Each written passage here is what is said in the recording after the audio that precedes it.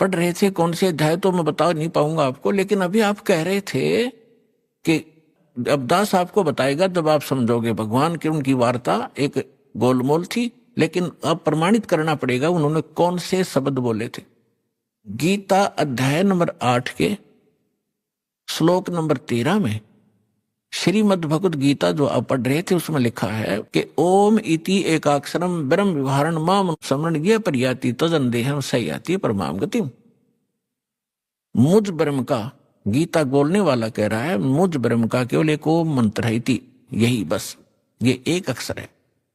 और इसका अंतिम सांस तक स्मरण करता हुआ जो शरीर त्याग कर जाता है वो परम गति को प्राप्त होता है।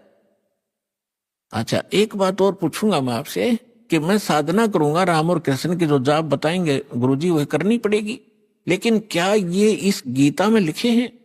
कि बोला नहीं, ये गीता में नहीं लिखे हैं। तो परमात्मा ने कहा कि एक किसान का विवाह हुआ और काफी एज्ड हो गया, उसके कोई संतान नहीं हुई। जब वो लगभग 60-70 वर्ष का हो गया तब उसको पुत्र प्राप्त हुआ, 60 वर्ष की आयु में। अब उसने सोचा किसान ने कि मैं कभी भी मृत्यु को प्राप्त हो सकता हूं और मेरे पुत्र को अनुभव है नहीं, कृषि का अभी ये बालक है, इसलिए मैं अपना अनुभव लिख देता हूं। उसने एक पैड पे, एक डायरी में, बही होती थी पहले, बही बोलते थे, उसमें सारा अनुभव लिख दिया।